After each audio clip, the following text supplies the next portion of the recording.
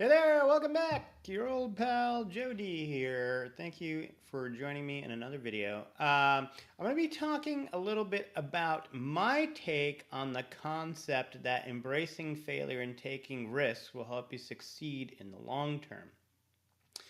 It was actually phrased in the context of Jeff Bezos having had said this at some point, though this is a pretty common thought, theory, theme, whatever you want to call it.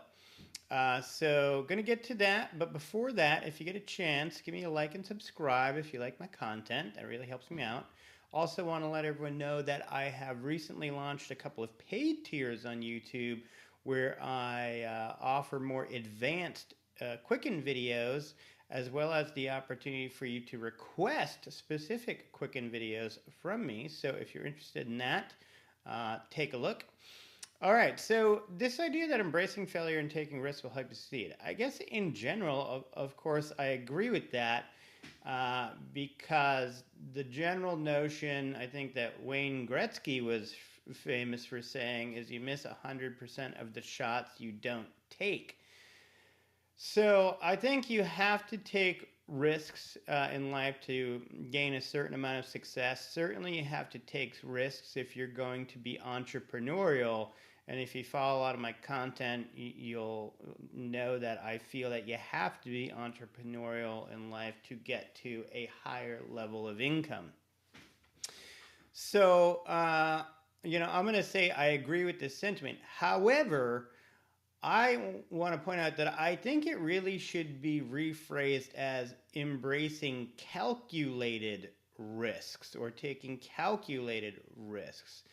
There are 1,001 ways to spend money in a form of what you think is a risk, but it's a bad risk, and it will very likely produce failure and have very little upside.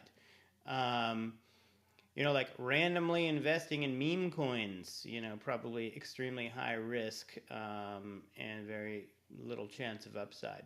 But in the business sense, most successful entrepreneurs look at data, they study the market, they analyze their product, they analyze their customer, they analyze, as much as they can, and they try to take, when they take the risk of putting money down to advance the cause of their sales, they're doing it, in a data-based decision-making process.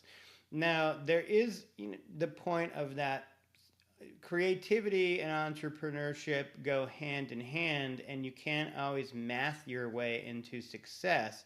I do agree with that as well, so you do have to kind of strike a little balance there, but I wouldn't be risking a lot of your hard-earned money from your job just, on random business ideas.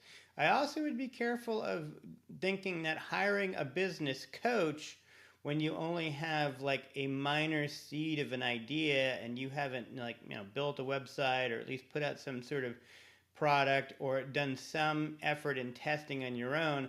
I wouldn't go spending $5 or $10 or $20,000 with some coach that you think is going to advance you in the entrepreneurship space either.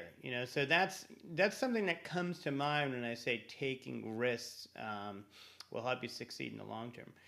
And something that might be, kind of a dangerous risk. You really got to put more of your own time and effort up first. Do your best to get whatever is your idea out there in some way that it can be tested a little bit by the market and see if there's any appetite for it. And then take a bigger risk, and usually that comes in form of financial risk, and seeing if you can advance the cause that you are seeing some possibility in. So, don't know how helpful that was, frankly, but those are my thoughts at least. I will catch you in the next video.